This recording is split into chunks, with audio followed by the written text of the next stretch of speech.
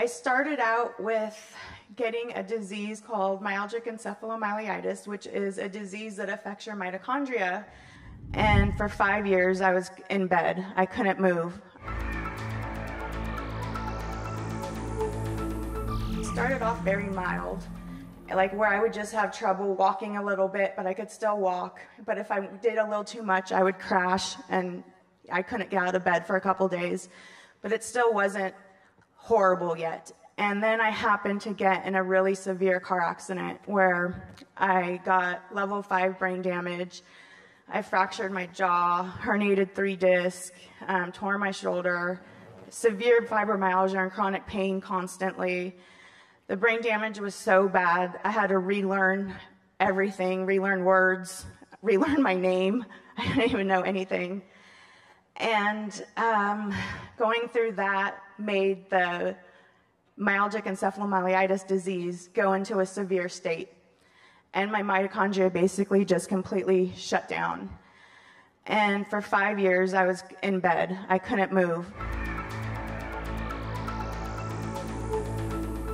I was on YouTube, and I saw Dr. Joe work on YouTube, and I just started watching testimonials. I started watching all his videos, and then I started doing the meditations. And my first meditation I started out with was the morning meditation, and I went all in. I just listened to all the books over and over again. I did meditations like 4 or 5 hours a day. I was in bed, so obviously I had nothing else to do. So I meditated a lot. And I would say the first significant change I saw was I was getting out of survival mode, because I was in such survival fight or flight mode. And my nervous system started calming down. And the more I calmed down, the more I could start doing little things like feeding myself or picking up a glass of water. And just the little tiny things that would just give me so much hope that I'm getting better, you know, even though it was just something little. I would look forward to it so much. And I finally got to the point where I could be in a wheelchair because I could sit up. And, you know, for so long I couldn't sit up because I did not have the energy. So I was in a wheelchair for a while and still doing the work daily. And I eventually went to Cancun, 2021. And that was the last time I ever used my wheelchair.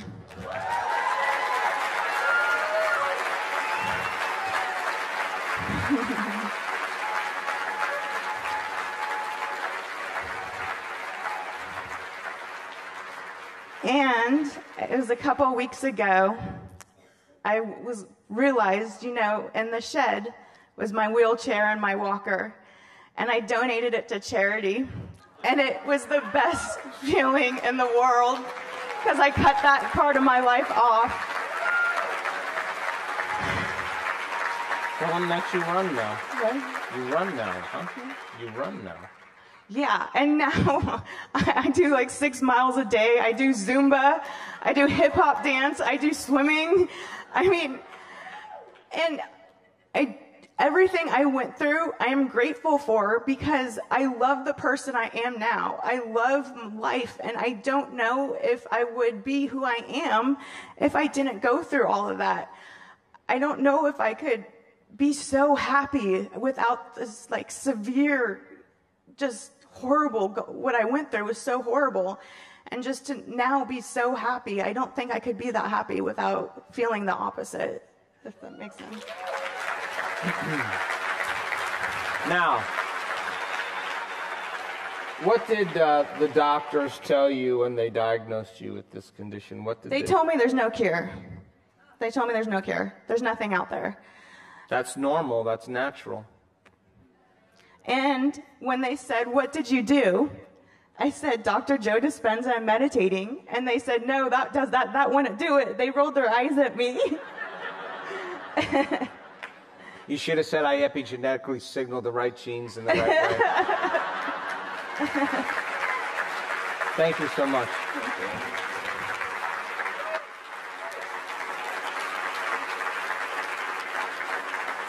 Isn't it so refreshing and so cool when you see someone who is no longer victimized by their condition. They see their past as so important for who they are aware. In the present, they wouldn't go back to that ever again. It's something that they just overcome, and they see the wisdom of all of that because they're no longer tied to the same emotions of the past. And her process really was about change. As soon as she starts dialing down those stress hormones, her body can get a moment to begin to grow and repair. Give the body a moment and give it some instructions, give it the right information, neurologically and chemically. You can condition the brain and body to begin to change, and literally, just like the sweet person stopped me on the walk today and said, I'm so in love with life, I'm so happy to be me, I am so happy I'm this person now. They didn't do anything but change. Their meditations were the act of changing themselves, the way they thought, the way they acted, the way they felt, what they believed, what they didn't believe, what they were unaware of, that they became aware of, their responses to the environment. That was all the process of change. They weren't doing their meditations to heal. They were doing their meditations to change. When they were changing them, they started noticing that she could sit up. Started noticing she could brush her own hair and feed herself. I mean, that's a pretty steep hole to climb out of when you can't think greater than how you feel. And you got to get beyond your body, and it takes a lot of effort, too. And yet, she's blessing her past right now. There isn't anything in her past that she's not grateful for because it brought her to the present moment. I would say that's the moment the past no longer exists. And the body will literally respond to the mind because it's no longer living there any longer. How many people understand? And she's got a new life. She's got a new body. She came in a wheelchair in Cancun and left without one. She walked out in 7 days.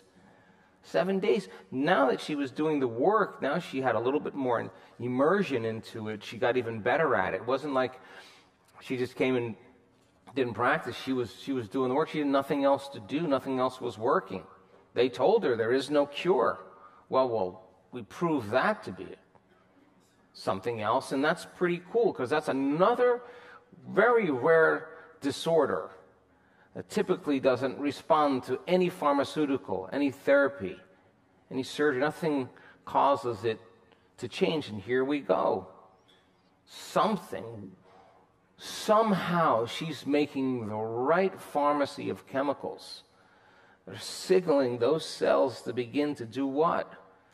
Upregulate the gene for the mitochondria to function better. She didn't have to say gene for mitochondria. Which one are you? Let me look at it, the 23,000. I'm going to find that one.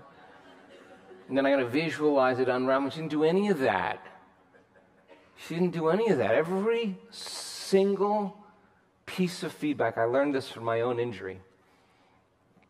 The moment I noticed the change, those 6.5 weeks of working so hard, the moment I felt the change in my legs, I knew that I was doing it. The moment she started feeling better, she was correlating what she was doing with herself to feel better. And every single one of those things that were feedback to her caused her to fall more into a greater level of conviction in doing the work. It wasn't no longer, I have to do my meditation. She was like, oh my God, I'm going to do it again, see what happens. I'm going to do it again and see what happens. I'll do it again. Oh, nothing happened. I'm going to do it again. It happened. She was just doing the experiment to see by doing it if it really worked. And when it started to work, she was not feeling bad at all. She started to feel good, and that feeling good was her actually seeing the future a little clearer. She was more connected to that future. She could see it better because she was connected to the feeling of the future. And she just kept staying in that feeling, kept seeing that future. She dug herself out. Every time she made the effort to do the work, she was doing it really just to see if it actually was the truth. And lo and behold, she's the example of truth.